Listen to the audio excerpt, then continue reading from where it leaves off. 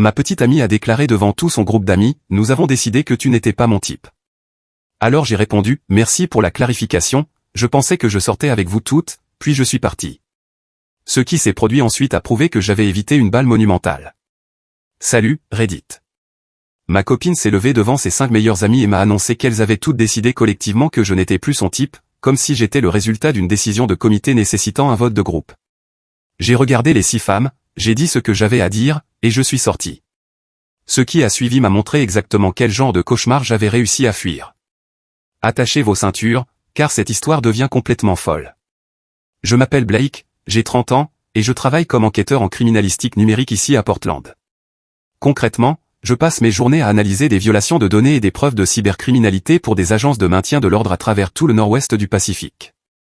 C'est le genre de métier où l'on fixe des écrans pendant des heures, en suivant des traces numériques que les criminels pensent avoir effacées, en reconstituant des preuves qui finissent par envoyer les mauvais types derrière les barreaux. Le travail est intense, mais profondément satisfaisant. Il y a quelque chose de particulier dans le fait de retrouver ce courriel supprimé ou ce fichier récupéré qui fait éclater une affaire au grand jour, et cette sensation est unique. La plupart des gens pensent que c'est ennuyeux, m'imaginant seul dans un sous-sol avec des ordinateurs et des boissons énergisantes, mais j'adore sincèrement l'aspect casse-tête de ce métier. Chaque affaire ressemble à une énigme, dont les indices sont enfouis sous des téraoctets de données, et il faut être à la fois détective, informaticien et psychologue pour comprendre ce qui s'est réellement passé. Ma journée type commence vers 7 heures du matin au laboratoire. Je travaille avec une équipe de 6 autres enquêteurs, mais chacun gère ses dossiers de manière indépendante, sauf lorsqu'un événement majeur exige une collaboration. Le bureau est exactement comme on l'imagine, avec des écrans partout, des bails de serveurs qui bourdonnent en arrière-plan et l'odeur constante du café fraîchement préparé. Comme nous vivons tous à la caféine, j'occupais ce poste depuis environ 5 ans lorsque toute cette histoire avec Jessica a commencé. Et j'étais bon dans ce que je faisais, suffisamment pour que les procureurs me demandent spécifiquement sur des affaires complexes, parce qu'ils savaient que mes rapports tiendraient devant un tribunal. Ce genre de reconnaissance professionnelle compte énormément lorsque la vie personnelle est en train de s'effondrer. À la maison, mon installation était similaire, avec un espace de travail dédié, 3 écrans, du matériel informatique haut de gamme et une chaise Herman Miller pour laquelle j'avais économisé, parce que lorsqu'on passe 10 à 12 heures par jour assis, autant que ce soit confortable. Je travaillais parfois depuis chez moi lorsque j'avais besoin de me concentrer sans les distractions du bureau, en analysant des schémas dans des transactions financières ou en retraçant des empreintes numériques sur plusieurs plateformes. Ce travail m'avait aussi donné une excellente compréhension de la manière dont les gens mentent, de la façon dont ils tentent de dissimuler leurs traces, et de ce à quoi ressemblent les signaux d'alerte lorsque le comportement de quelqu'un ne correspond pas à son récit. Cette compétence me serait utile plus tard, même si je ne le savais pas encore à ce moment-là. J'ai rencontré Jessica il y a environ 18 mois dans un café de jeux de société du centre-ville, lors de l'une de leurs soirées quiz hebdomadaires. L'endroit s'appelait Game Night, un de ces lieux branchés avec des sodas artisanaux, des jeux de société alignés sur les murs et un animateur de quiz qui prenait son travail beaucoup trop au sérieux. Mon ami Ethan m'y avait traîné après que j'avais passé 3 week-ends consécutifs à travailler sur une affaire de fraude particulièrement complexe. « Mec, tu dois interagir avec des humains qui ne sont ni des criminels ni des avocats », m'avait-il dit. Nous faisions partie d'équipes concurrentes. Mon équipe s'appelait les vérificateurs de faits, composée principalement de collègues et de quelques amis d'Ethan. L'équipe de Jessica s'appelait Pourquoi pas, elle et 4 autres femmes que j'apprendrai à connaître bien trop intimement par la suite. La dernière manche s'est jouée sur une question décisive portant sur la science médico-légale, que j'ai réussi sans difficulté parce que, littéralement, c'est mon métier. Après que nous avons terminé Exco à la première place et partagé le prix sous forme de carte cadeau, Jessica est venue à notre table. D'accord, je dois savoir, comment as-tu su la réponse concernant la détection au luminol? C'était incroyablement spécifique. J'ai expliqué que je travaillais en criminalistique numérique, mais que j'avais également suivi des formations en technique médico-légale traditionnelle. Elle était fascinée, a commencé à me poser des questions sur mon travail, et avant même que je m'en rende compte, nous prenions un café dans la boutique d'à côté pendant qu'Ethan me faisait un signe de pouce levé enthousiaste derrière son dos. Nous avons parlé pendant 3 heures d'affilée ce premier soir. Elle m'a parlé de son travail consistant à créer des campagnes sur les réseaux sociaux pour des marques de bien-être, des entreprises de soins de la peau biologique, des applications de pleine conscience et des lignes de mode durable. Cela semblait intéressant, même si je ne comprenais pas vraiment l'attrait de payer $50 pour une crème pour le visage. Elle donnait à tout cela une dimension artistique, cette élaboration minutieuse de messages et d'images destinée à créer un lien émotionnel avec les gens. Nous nous sommes rapprochés autour de notre obsession commune avec les podcasts de True Crime. Elle adorait l'aspect narratif, les profils psychologiques. De mon côté, j'appréciais les détails techniques liés à la collecte des preuves et aux procédures d'enquête. Nous débattions de théories sur des affaires non résolues, et elle écoutait réellement mes opinions au lieu d'attendre simplement son tour de parler.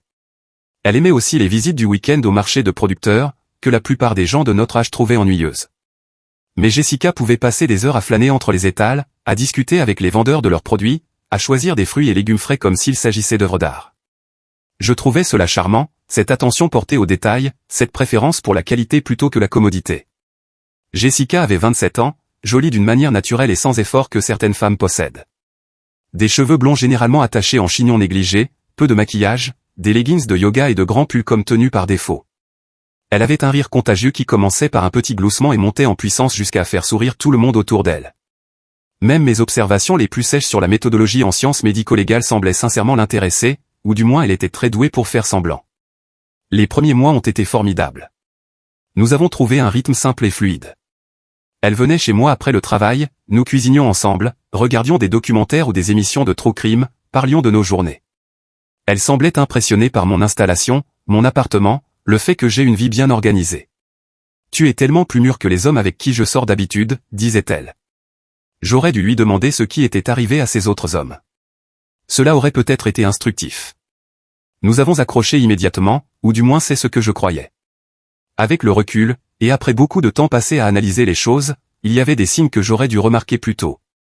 Mais quand on est dedans, quand on pense avoir trouvé quelqu'un de spécial, on a tendance à ignorer les drapeaux rouges qui flottent juste devant nos yeux.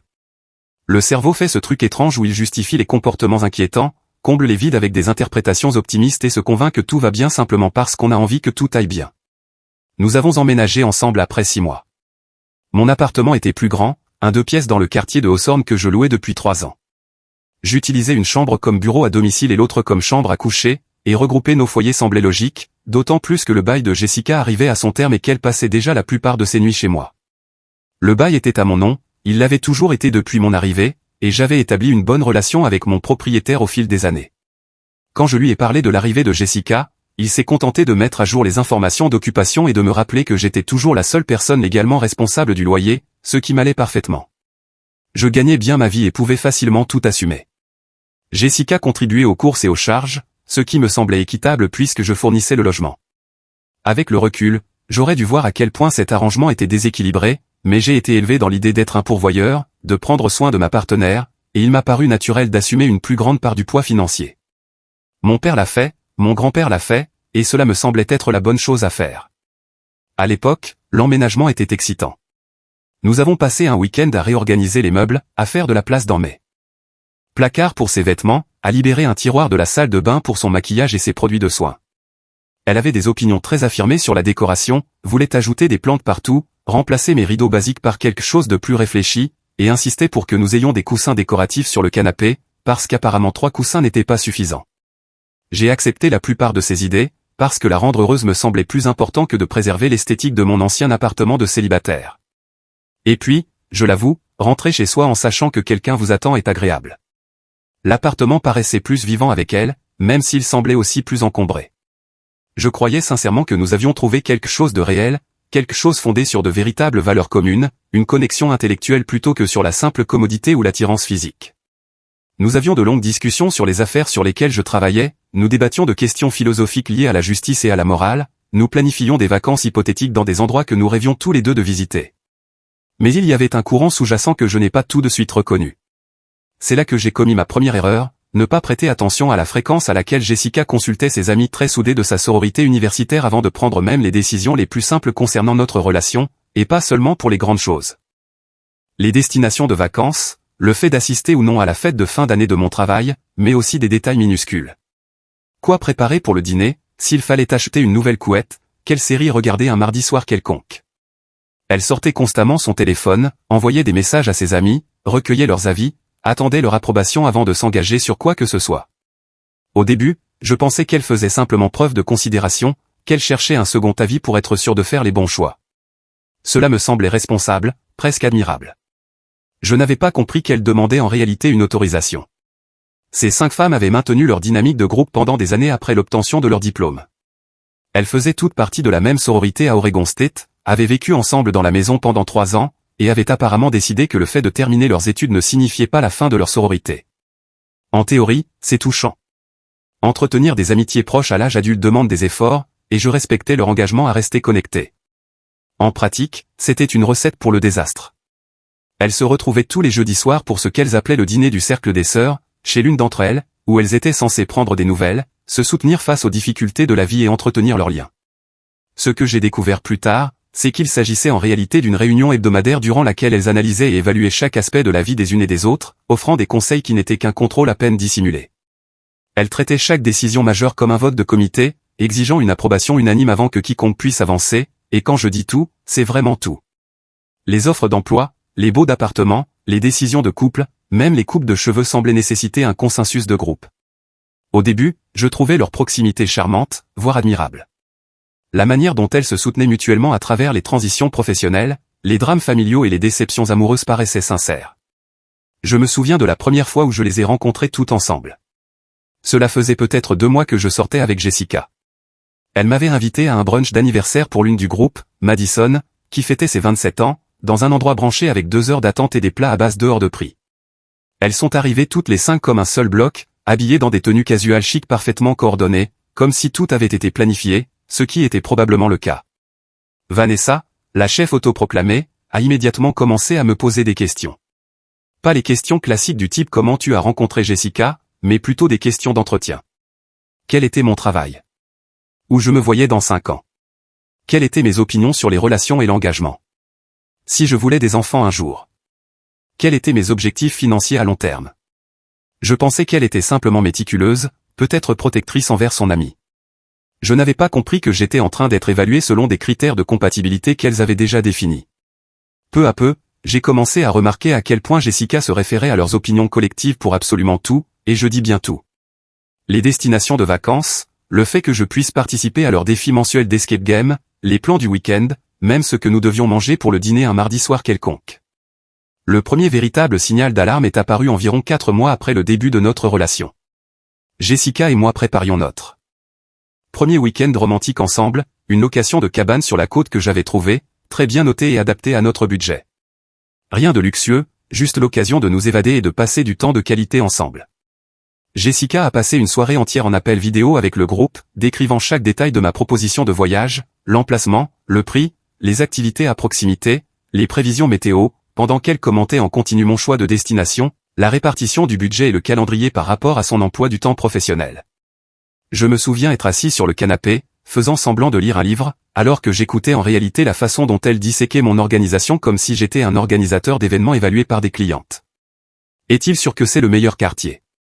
N'aurait-il pas pu choisir un endroit plus instagrammable? Ça semble un peu bon marché pour une escapade romantique. Le voyage en lui-même a été très réussi, mais le fait qu'il ait dû être approuvé par un comité m'a laissé un goût étrange. C'est à ce moment-là que j'ai commencé à voir le schéma plus clairement. Elles ne se contentaient pas d'offrir des conseils amicaux ou un soutien émotionnel. Elles évaluaient activement tout ce que je faisais, discutant de mon score de compatibilité comme si j'étais un candidat à un poste examiné par un comité de recrutement aux critères prédéfinis. Cette dynamique est devenue de plus en plus évidente lors des moments passés en groupe. Lors des réunions de groupe. Je les surprenais en train d'échanger des regards appuyés et de subtils hochements de tête chaque fois que j'exprimais une opinion qui ne correspondait pas à leurs attentes prédéfinies concernant ce qu'elles considéraient comme un comportement de petit ami approprié. Elles avaient développé un système sophistiqué de questions orientées, spécialement conçu pour révéler mon véritable caractère.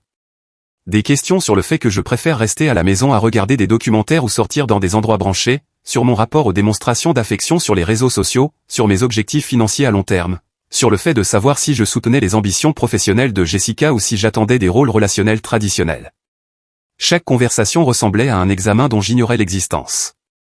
J'ai commencé à reconnaître le schéma délibéré, la manière dont elles orientaient stratégiquement les discussions vers des sujets destinés à me forcer à révéler de potentiels signaux d'alerte selon les conseils relationnels qu'elles absorbaient via leurs podcasts de psychologie préférés et des influenceurs sur Instagram. Lors d'un dîner chez Vanessa, elles ont passé 20 minutes à m'interroger de manière insistante sur l'évolution de ma carrière. Alors, tu es vraiment heureux de rester dans la criminalistique, a demandé Madison, avec ce ton laissant entendre que je devrais avoir honte de ne pas nourrir d'ambition de directeur général. Tu n'as pas envie de faire quelque chose de plus entrepreneurial? J'ai expliqué que j'aimais mon travail, que j'y étais bon et que je gagnais correctement ma vie.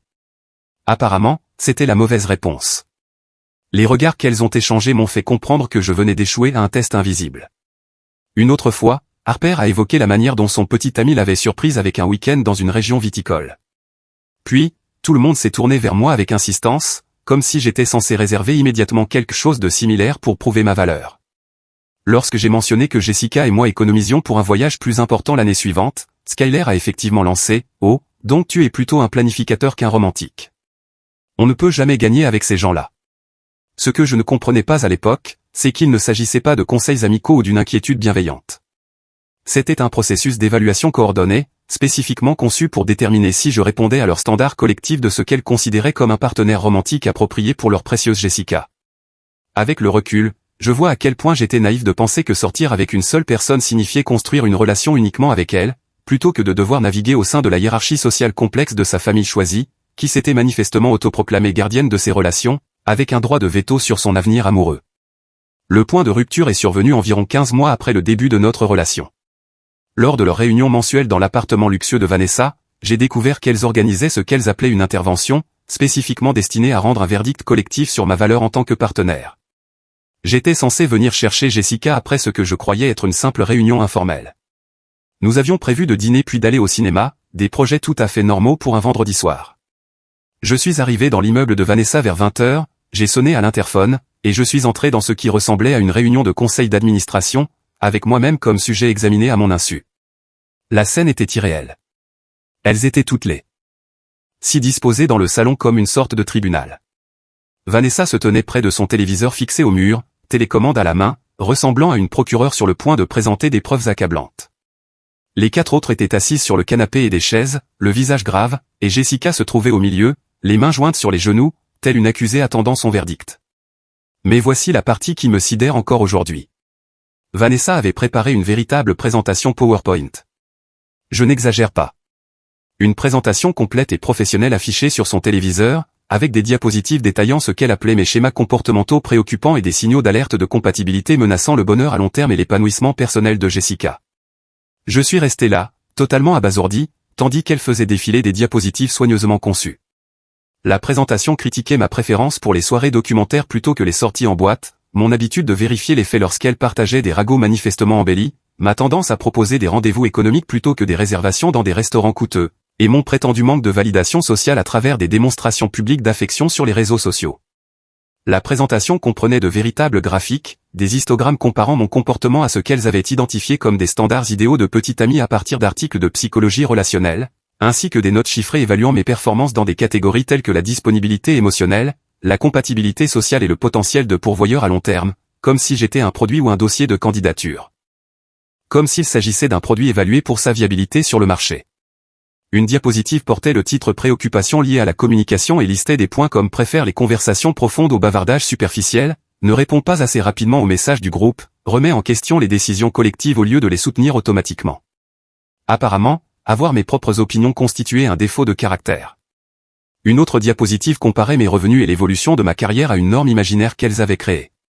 Malgré le fait que je gagnais correctement ma vie, que j'ai mon propre logement et une excellente sécurité d'emploi, je n'étais apparemment pas assez ambitieux parce que je ne cherchais pas à devenir dirigeant ou à créer une entreprise. Chacune des amies avait contribué avec ses observations et ses inquiétudes, constituant un dossier complet me décrivant comme émotionnellement indisponible, socialement maladroit, financièrement insuffisant et fondamentalement incompatible avec leur vision de ce que Jessica méritait dans une relation amoureuse. Vanessa était totalement plongée dans son rôle, utilisant même un pointeur laser. Comme vous pouvez le constater à partir de ces données, Blake montre une tendance à prioriser ses propres intérêts au détriment des besoins sociaux de Jessica. Notez la fréquence des projets annulés pour des obligations professionnelles. C'est à ce moment-là que j'ai retrouvé ma voix. Attendez. Est-ce que quelqu'un compte m'inclure dans cette discussion à propos de ma propre relation? La pièce est devenue silencieuse, ce genre de silence où l'on entend les gens respirer. Vanessa avait l'air agacée que j'ai interrompu ce qui ressemblait à son exposé de type conférence TED. Les autres se sont soudainement mis à trouver leur téléphone passionnant. C'est alors que Jessica s'est levée du canapé. Elle m'a regardé droit dans les yeux avec ce que je ne peux décrire que comme une conviction répétée à l'avance, et elle a prononcé la phrase qui a mis fin à tout entre nous de la manière la plus humiliante possible. Elle a fait un geste en direction de ses amis comme s'il s'agissait d'un conseil d'administration ayant rendu une décision unanime et a déclaré « Nous avons décidé que tu n'étais pas mon type, Blake. Ça ne fonctionne plus. Pas j'ai décidé, pas je pense qu'on devrait en parler, mais nous avons décidé, comme si notre relation était un projet de groupe et que le comité m'avait exclu. » Je suis resté là peut-être 10 secondes, à assimiler ce que je venais d'entendre. 18 mois ensemble, à vivre dans mon appartement, à partager une vie, et elle mettait fin à tout sur la base d'un vote collectif appuyé par une présentation PowerPoint. Le silence s'est prolongé. Elle me regardait toute, s'attendant sans doute à ce que je supplie, que j'argumente ou que je m'emporte, que je fasse une scène qu'elle pourrait ensuite analyser et ajouter à leur récit expliquant pourquoi j'étais le problème. À la place, j'ai ressenti une étrange vague de calme m'envahir, comme si tout prenait soudain sens. Toutes ces fois où Jessica changeait d'avis après avoir parlé au groupe. Toutes ces questions orientées lors des réunions. Toutes ces préoccupations qu'elle soulevait et qui ressemblaient mot pour mot à ce que Vanessa disait habituellement. J'ai regardé chacune d'entre elles, puis Jessica. Merci d'avoir clarifié le fait que je sortais avec vous toutes. Ça aurait été bien de le savoir dès le départ. Puis je me suis retourné et je suis sorti de cet appartement, les laissant assises là avec leur présentation toujours affichée à l'écran. Le trajet jusqu'à ma voiture avait quelque chose d'irréel, comme si je me déplaçais dans un rêve. J'entendais des voix s'élever depuis l'appartement, probablement en train de discuter de ma réaction, mais j'ai continué à marcher. Je suis monté dans mon pick-up, j'ai conduit jusqu'à chez moi et je me suis assis un moment dans mon salon, simplement à réfléchir. Environ 20 minutes plus tard, mon téléphone s'est mis à vibrer sans arrêt. Message après message de Jessica. Tu ne peux pas partir comme ça. On doit en parler comme des adultes. Tu te comportes de manière puérile. Je mérite une explication sur ton comportement. Les contorsions mentales étaient impressionnantes. Elle venait de me larguer publiquement sur la base d'un vote de comité, avec des diapositives PowerPoint à l'appui, et d'une manière ou d'une autre, c'était moi qui lui devais une explication. Je n'ai pas répondu. J'ai simplement posé le téléphone et j'ai commencé à réfléchir de manière pragmatique à ce qui devait se passer ensuite. Le samedi matin, première chose, j'ai changé tous mes mots de passe, services de streaming, applications de livraison de nourriture, tout ce que nous partagions. Puis j'ai retiré son nom de mon assurance habitation et de mes contacts d'urgence, appelé mon propriétaire et expliqué la situation. Comme Jessica n'avait jamais été sur le bail et ne payait pas le loyer, contribuant seulement aux courses et aux charges, l'appartement était entièrement à moi. Il n'y avait aucune complication juridique. Je devais simplement m'assurer qu'elle ne puisse pas revendiquer de droits de locataire. J'ai passé l'après-midi du samedi à mettre des affaires dans des cartons. Ces affaires, vêtements, articles de toilette, décorations qu'elle avait apportées, livres, absolument tout. Tout était soigneusement emballé et étiqueté, parce que je ne voulais lui donner aucun prétexte pour prétendre que j'avais abîmé ou volé quoi que ce soit. Mon ami Ethan est passé pour m'aider et m'apporter un soutien moral. Il avait rencontré Jessica quelques fois et ne l'avait jamais vraiment appréciée. Mec, je ne vais pas dire je te l'avais dit, mais le coup du PowerPoint, c'est franchement dingue. Qui fait ça? Des gens qui pensent que les relations sont quelque chose qu'on peut optimiser avec des données, apparemment. Le dimanche soir, tout était emballé et prêt. J'ai envoyé un message à Jessica, tes affaires sont emballées et prêtes à être récupérées. Dis-moi quand tu peux venir les chercher.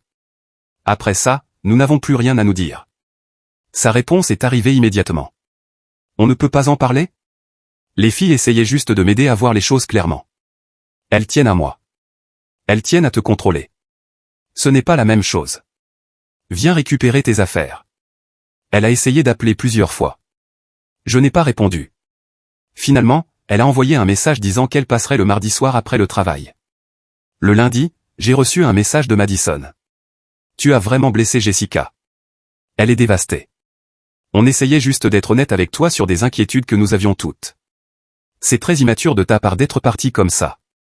Je l'ai bloqué, puis j'ai bloqué Harper, Kennedy et Skyler quand elles ont envoyé des messages similaires. Le message de Vanessa était le plus divertissant. Ta réaction prouve tout ce que nous avons identifié dans notre analyse. Merci de valider nos inquiétudes concernant ta stabilité émotionnelle. Je l'ai bloqué aussi. Le mardi soir, Jessica est arrivée avec Vanessa en renfort. J'avais disposé toutes les boîtes dans le hall de mon immeuble, étiquetées à son nom. Elle chargeait les affaires dans le SUV de Vanessa quand Jessica a tenté une dernière fois. Blake, s'il te plaît. On peut juste parler de ce qui s'est passé? J'ai fait une erreur en les laissant m'influencer autant. On peut arranger ça. Je l'ai regardé, vraiment regardé, et j'ai vu quelqu'un que je ne reconnaissais plus.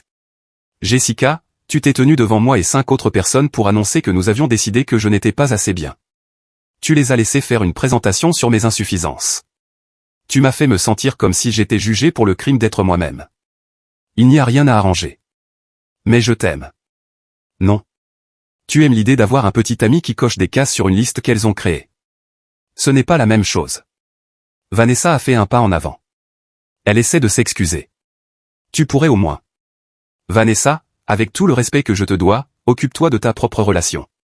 Ah, attends. Tu n'en as pas. C'est peut-être pour ça que tu passes autant de temps à gérer celle des autres. Ça l'a réduite au silence. Elles ont terminé de charger les cartons et sont parties sans un mot de plus. Au cours des semaines suivantes, l'histoire s'est répandue dans nos cercles sociaux communs. Le détail du PowerPoint était trop bizarre pour ne pas être raconté, et les réactions ont été prévisibles. Certains trouvaient ça hilarant. D'autres trouvaient ça psychotique. La plupart étaient simplement stupéfaits que des adultes puissent réellement se comporter ainsi. Le groupe d'amis de Jessica est passé en mode contrôle des dégâts, essayant de remodeler le récit.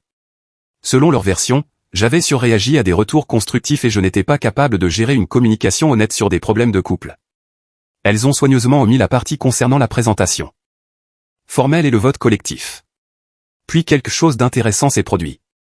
D'autres personnes ont commencé à raconter leurs propres expériences avec le comportement de ce groupe. Un ex-petit ami de Harper m'a contacté pour me dire qu'elles avaient fait quelque chose de similaire avec lui, organisé une intervention où elles avaient listé tous ses défauts supposés et exigé qu'il change sous peine que Harper le quitte. Il a essayé de changer, est devenu malheureux, et ils ont fini par se séparer quand même, parce qu'ils ne pouvaient pas répondre à leurs standards impossibles. L'ex-petite amie de Kennedy a raconté qu'elle avait été soumise à des évaluations de groupe constantes et à des points de contrôle où elles analysaient chaque aspect de sa relation, donnant des conseils non sollicités sur tout, de sa carrière à son apparence. Il est apparu que ce groupe d'amis suivait un schéma bien précis. Elles identifiaient quelqu'un qu'elles jugeaient indigne de leurs amis, sapaient systématiquement la relation par des critiques et des doutes constants, puis orchestraient une confrontation dramatique forçant une rupture, tout en se présentant comme des amies attentionnées, simplement soucieuses du bien de leurs meilleurs amis. C'était de la manipulation déguisée en soutien, du contrôle déguisé en bienveillance. Environ 6 semaines après la rupture, je me trouvais chez Powell S. Books à parcourir le rayon True Crime, un rituel du samedi que j'avais conservé même pendant la relation, quand quelqu'un s'est approché de moi. « Excusez-moi. Êtes-vous Blake ?» Je me suis retourné et j'ai vu une femme à peu près de mon âge, les cheveux foncés attachés en queue de cheval, des lunettes, tenant un livre sur la psychologie médico-légale. Elle me semblait familière, sans que je parvienne à la situer immédiatement. « Oui, c'est moi. »« On se connaît ?» Elle a souri. « On s'est croisés lors de quelques conférences en criminalistique. »« Je m'appelle Morgan. Je travaille dans le conseil en cybersécurité. » Elle a hésité un instant. « Désolé si c'est étrange, mais j'ai entendu parler de ce qui s'est passé avec ton ex par le bouche à oreille professionnel. Cette histoire de PowerPoint est devenue légendaire dans la communauté tech. Je devais vérifier si c'était vraiment vrai. J'ai ri malgré moi. Malheureusement, oui. Avec graphique en barre, système de notation chiffrée et pointeur laser pour appuyer le propos. Elle a secoué la tête, incrédule. C'est complètement déjanté. J'ai assisté à des présentations d'entreprises vraiment bizarres, mais utiliser PowerPoint pour rompre avec quelqu'un, c'est un tout autre niveau. Ça te dirait de prendre un café et de comparer nos expériences en criminalistique numérique ? Purement professionnel. Aucun agenda caché, aucun comité d'amis requis. Cette dernière phrase a tout scellé. Nous avons finalement discuté pendant 3 heures dans le café attenant à la librairie. Morgan était intelligente, drôle et agréablement directe. Pas de jeu, pas de sous-entendu, pas de consultation préalable de ses amis avant d'exprimer une opinion. Elle travaillait dans la cybersécurité en entreprise, aidant les sociétés à identifier leurs vulnérabilités avant que des hackers ne puissent les exploiter. Sa spécialité était l'ingénierie sociale, comprendre comment les gens manipulent les systèmes et les autres pour accéder à des informations auxquelles ils n'ont pas droit. En substance, elle étudiait le comportement humain pour anticiper et prévenir les failles de sécurité. Nous avons échangé avec enthousiasme sur les méthodes de chiffrement, les tactiques d'ingénierie sociale et les dernières avancées en matière de collecte de preuves numériques. Elle m'a parlé d'un dossier récent où elle avait aidé une entreprise de santé à éviter une attaque majeure par rançongiciel en repérant des schémas suspects dans le trafic de son réseau. Je lui ai raconté une enquête pour fraude sur laquelle j'avais travaillé, où l'auteur avait tenté de masquer ses traces en utilisant un chiffrement de niveau militaire. Alerte spoiler, il ne l'avait pas fait correctement. Ce qui m'a le plus frappé, c'est la facilité de la conversation. Aucune mise en scène, aucun test caché, aucune énergie étrange donnant l'impression d'être évaluée. Juste 2 personnes qui se trouvaient mutuellement intéressantes et prenaient plaisir à parler de centres d'intérêt professionnels communs. C'était rafraîchissant d'une manière que je n'avais pas ressentie depuis des mois. Avant que nous nous séparions, Morgan m'a demandé si ça me dirait d'aller dîner un de ces jours. Petit avertissement, a-t-elle ajouté avec un sourire. J'ai des amis, mais ils ne votent pas sur mes décisions amoureuses. Je les prends moi-même, comme une adulte fonctionnelle. C'était la chose la plus attirante qu'on m'ait dite depuis des mois. Notre premier vrai rendez-vous a eu lieu dans un restaurant thaïlandais du centre-ville. Nous avons parlé de tout, de nos carrières, de nos familles, de nos passions en dehors du travail. Morgan aimait l'escalade, possédait une collection de romans de science-fiction vintage et pouvait discuter des subtilités de l'architecture de sécurité des réseaux avec le même enthousiasme que la plupart des gens réservent à leurs séries télévisées préférées. Elle était aussi remarquablement indépendante, avec son propre appartement, sa propre carrière, son propre argent, sa propre vie, qui ne nécessitait ni validation constante ni avis d'un comité d'amis. Quand j'ai mentionné que je pensais améliorer mon installation de bureau à domicile, elle m'a donné des recommandations précises basées sur sa propre expérience, pas sur ce qu'elle pensait que je devrais vouloir. La différence entre être avec Morgan et être avec Jessica devenait plus évidente à chaque rendez-vous. Avec Jessica, j'avais toujours l'impression de jouer un rôle, d'essayer de satisfaire une norme invisible, de marcher sur des œufs dès qu'un sujet risquait de déclencher une séance de consultation collective. Avec Morgan, je pouvais simplement être moi-même, analytique, parfois trop logique, parfaitement heureux de passer un vendredi soir à la maison à regarder des documentaires plutôt que de sortir faire la tournée des bars. J'adore le fait que tu n'essaies pas d'être quelqu'un que tu n'es pas, m'a dit Morgan lors de notre 4e rendez-vous. Nous étions chez elle, en train de tester sa nouvelle machine à expresso tout en parlant d'une conférence en cybersécurité à laquelle nous comptions tous les deux assister. C'est la perte de Jessica. Honnêtement, quelqu'un qui a besoin d'une validation extérieure pour savoir s'il apprécie une personne n'est pas prêt pour une vraie relation. Les cafés se sont transformés en dîners. Les dîners se sont transformés en des randonnées le week-end dans les gorges du fleuve Columbia et des visites au musée d'art de Portland. En l'espace de quelques mois, nous étions officiellement ensemble. Pourtant, cela n'a jamais ressemblé à une grande décision dramatique, tout semblait simplement naturel, fluide, évident. La différence entre être avec Morgan et être avec Jessica était flagrante, comme le jour et la nuit. Morgan avait des amis, de vrais amis, mais il considérait notre relation comme quelque chose qui nous appartenait. Ils demandaient comment ça se passait, offraient leur soutien si nécessaire, mais jamais ils n'ont essayé d'évaluer si j'étais assez bien ou de suggérer que Morgan pouvait trouver mieux. Quand Morgan parlait de moi à ses amis, il disait des choses comme « Tu as l'air heureuse, on aimerait beaucoup le rencontrer un jour », pas « Tu es sûr de ton choix » ou « As-tu réfléchi à savoir s'il correspond à tes objectifs à long terme ?» C'était à quoi ressemblait une amitié saine, du soutien sans contrôle, de l'attention sans manipulation. Environ 8 mois après le début de notre relation, nous étions au vernissage d'une galerie d'art locale. Une amie de Morgan exposait des photographies quand j'ai aperçu Jessica de l'autre côté de la salle. Elle avait l'air différente, plus mince, fatiguée. Elle était seule, ce qui était inhabituel, car son groupe d'amis était d'ordinaire inséparable. Nos regards se sont croisés à travers la galerie. Elle a immédiatement commencé à marcher vers nous, la détermination inscrite sur son visage. J'ai senti Morgan se tendre légèrement à mes côtés. « Blake, j'ai besoin de te parler », a dit Jessica d'une voix pressante, presque désespérée. « Je suis ici avec Morgan.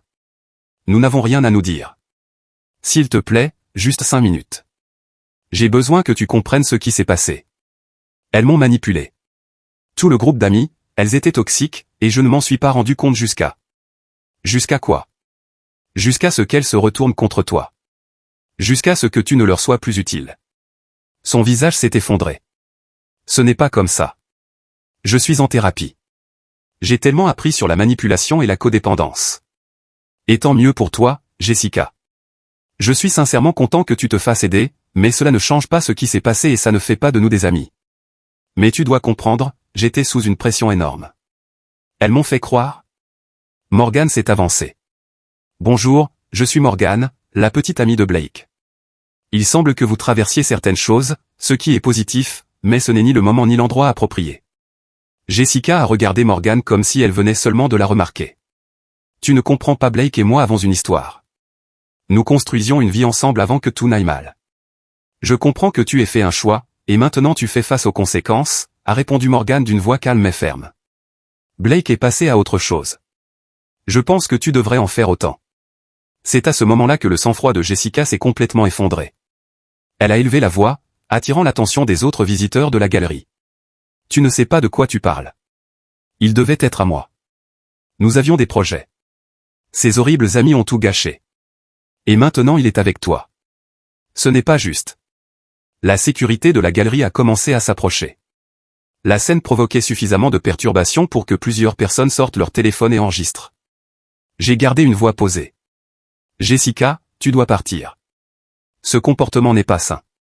Je sais que ce que j'ai fait était mal, je le sais, mais j'ai changé. J'ai appris. Tu dois me donner une autre chance. La sécurité est arrivée. Une femme à l'allure sévère, en Tailleur a demandé poliment mais fermement à Jessica de quitter les lieux. Jessica a tenté d'argumenter, mais lorsqu'on a menacé d'appeler la police, elle a fini par céder. Tandis qu'on l'escortait vers la sortie, elle m'a crié « Tu le regretteras. Nous étions parfaits ensemble, et tu le sais. » Morgane a glissé sa main dans la mienne. Eh bien, c'était intense. Ça va? J'ai hoché la tête. Oui, juste triste, en réalité. Elle ne prend toujours pas ses responsabilités. Tout tourne encore autour de ce qu'on lui a fait, pas de ce qu'elle a choisi de faire. L'incident a été publié sur les réseaux sociaux. Plusieurs personnes avaient filmé la crise de Jessica. La vidéo s'est répandue dans notre réseau social élargi, accompagnée de commentaires d'anciens amis parlant de son humiliation publique et de leur chance d'avoir échappé à son instabilité psychologique évidente. Le groupe d'amis s'est, sans surprise, complètement éloigné de Jessica. Selon des connaissances communes, elles se sont retournées contre elle après la rupture, lorsqu'elle a commencé à remettre en question leur influence et à se détacher de leur contrôle. Le même traitement qu'elle m'avait aidé à subir s'est appliqué à elles dès qu'elles n'étaient plus utiles à leur hiérarchie sociale, dès qu'elle a contesté leur autorité ou tenté d'établir son indépendance, on te coupait complètement. Le soutien soi-disant affectueux disparaissait à l'instant même où tu cessais d'être docile. Jessica l'a appris à ses dépens, exactement comme je l'avais compris avant elle. Ce groupe d'amis ne se souciait pas réellement du bonheur ou du bien-être de qui que ce soit. Ce qui comptait pour elle, c'était le maintien du pouvoir et du contrôle au sein de leur structure sociale. Toute personne qui menaçait cet équilibre, que ce soit en dénonçant leur manipulation ou simplement en étant jugée insuffisante, était méthodiquement éliminée. 3 mois après l'incident à la galerie, j'ai demandé Morgane en mariage lors d'une séance privée d'observation des étoiles à l'observatoire du Mont Hood. Nous étions montés pour l'une de leurs soirées astronomiques spéciales, et j'avais arrangé avec le personnel quelques minutes en tête-à-tête sur la plateforme d'observation après la fin du programme, sous un ciel constellé d'étoiles, avec Portland qui s'étendait au loin. J'ai dit à Morgane qu'elle était la première personne avec qui j'avais été qui me faisait sentir qu'être moi-même n'était pas seulement acceptable, mais réellement apprécié. Que son soutien ressemblait à une liberté, pas à une pression. Que je voulais construire une vie avec quelqu'un qui célébrait mes forces au lieu de cataloguer mes faiblesses. Elle a dit oui avant même que je termine mon discours. La demande correspondait parfaitement à nos personnalités à tous les deux, discrètes et intimes plutôt que théâtrales, centrées sur notre amour commun pour l'apprentissage et la découverte plutôt que sur la création de contenu destiné à la validation sur les réseaux sociaux. Nous avons gardé l'organisation du mariage simple, avec uniquement la famille proche et des amis chers. Aucun drame, aucun vote de comité, aucun agenda caché, seulement des personnes qui tenaient sincèrement à nous et soutenaient notre décision de construire une vie ensemble. Les amis de Morgane étaient véritablement enthousiastes à propos de nos fiançailles, posant des questions réfléchies sur nos projets et offrant une aide concrète sans chercher à imposer leurs opinions sur ce qui constituait une planification de mariage appropriée ou le bon moment pour chaque étape d'une relation. Le contraste entre un soutien amical sain et une ingérence de groupe toxique n'aurait pas pu être plus évident. Les vrais amis célèbrent le bonheur de quelqu'un sans ressentir le besoin de contrôler ou d'approuver chaque décision liée à la construction d'une vie commune. Environ un mois avant notre mariage, j'ai reçu un message LinkedIn de Jessica. Le message était rédigé avec soin pour éviter toute interprétation de harcèlement, tout en exprimant sa compréhension de la manière dont la pression du groupe avait influencé son comportement et ses décisions tout au long de notre relation. Elle parlait de plusieurs mois de thérapie, de son apprentissage pour reconnaître les schémas de manipulation, de la reconstruction de sa confiance dans ses propres décisions et du développement de limites saines avec des personnes qui déguisent le contrôle en bienveillance. Elle reconnaissait que j'avais été traité injustement et assumait pleinement la responsabilité de ses choix, indépendamment des pressions extérieures. Le message se terminait par une demande de ce qu'elle appelait une clôture, une reconnaissance de sa compréhension de ce qui s'était passé et des vœux sincères de bonheur à mon égard. J'ai montré le message à Morgane. Elle l'a lu attentivement, puis m'a regardé. « Qu'est-ce que tu veux faire ? » « Rien. » Toute réponse ne ferait qu'ouvrir une porte qui doit rester fermée. Elle a acquiescé. J'ai bloqué Jessica sur LinkedIn et je n'ai jamais regardé en arrière. J'ai appris par les rumeurs sociales que Jessica avait fini par couper totalement les ponts avec ce groupe d'amis. Elle a déménagé à Seattle pour prendre un nouveau départ, trouver de meilleurs amis qui la soutiennent sans chercher à la contrôler. Et d'après ce que je sais, elle va plutôt bien. Elle travaille dans une agence de marketing là-bas, sortirait avec quelqu'un de nouveau, et apprend à faire confiance à son propre jugement au lieu de déléguer ses décisions à un cercle social toxique.